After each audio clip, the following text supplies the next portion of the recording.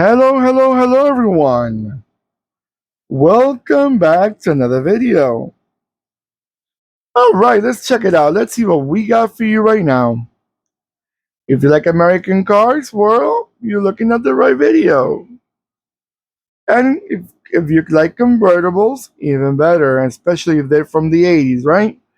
Well, you're looking at the right video altogether. What we got for you right now is a 143 scale Dodge 600 convertible. Nice little classic car from the 80s. It was a convertible that, if you could not afford a Corvette or a Mustang, but you still wanted a new convertible, then you probably want to get a little more classier and you go with a Dodge 600 convertible.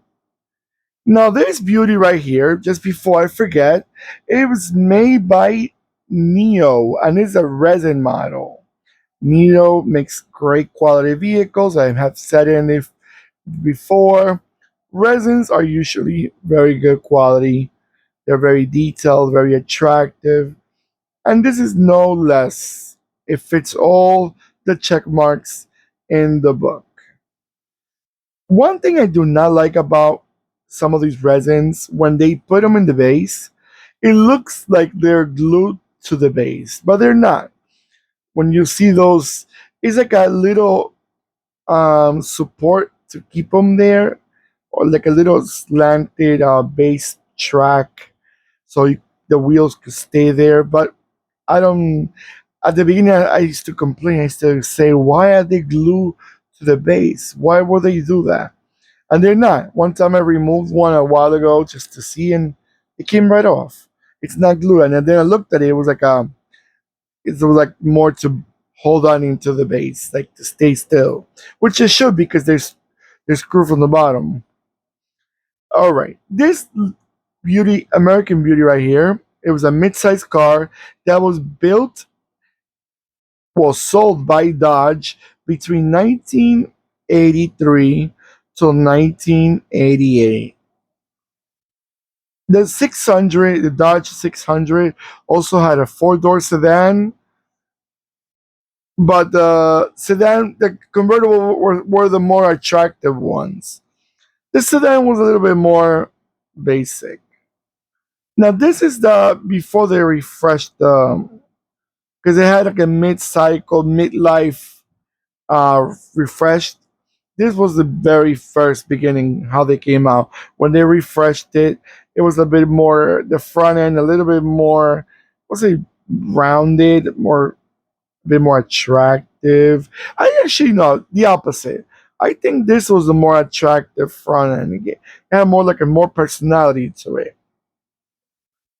Um, these vehicles in other parts of the world were also called Chrysler Dart Europa, and Mexico was called Dodge Dart E,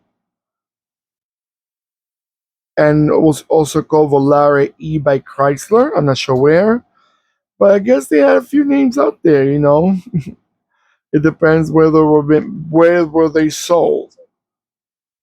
Engine wise, it had a 2.2 and a 2.2 turbo, and also had a 2.5, and also had a 2.6 that was Mitsubishi made engine. I remember Mitsubishi and Dodge Chrysler, they had a connection back in the early 80s and also in the late 70s. Most of the Mitsubishi models were sold as Dodge or Plymouth or Chrysler in the US, at least, and I think also in Canada in the late 70s, until Mitsubishi actually entered the US market in, I think, 1985. And also in Canada, Mitsubishi, I don't think entered until the 90s. So Mitsubishi, even though it's an old brand, it's quite new to the North American market, only for about 2 3 decades. Transmission wise, you had a 5-speed manual and then you had a 3 speed automatic. So they made manuals for people that drive like shifting gears. Sometimes they say, "Oh, American cars they never make a manual." Yes, they do. Not all of them, but they do most of the time. All right, guys, I'm gonna let it go around a few times, and I'll be right back.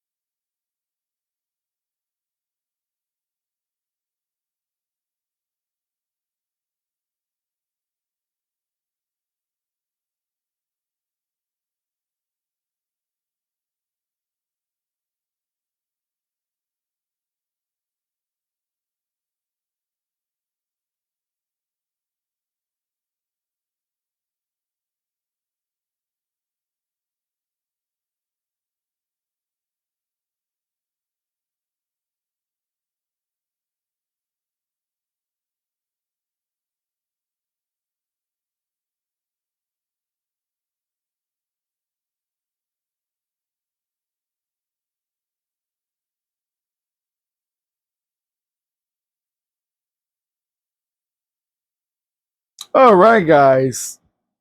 So I was reading the convertible of the Dodge 600. It was only built for 1984 to 1986. So it only lasted about 2 or 3 years. I guess, convertibles are a car that are a model that it could be a bit hard to sell sometimes.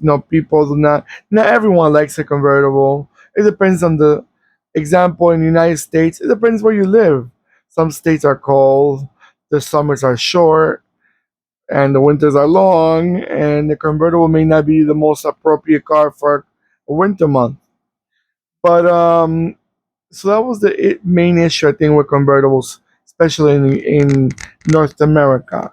The weather is a big issue, and also a lot of people did not feel fully safe in a convertible. And then the top bar used to get damaged real quick. So it's a little things that were holding up people from buying a convertible, and that's the biggest problem. Sometimes they don't sell well, so they stop. All right, guys. Don't forget to comment below.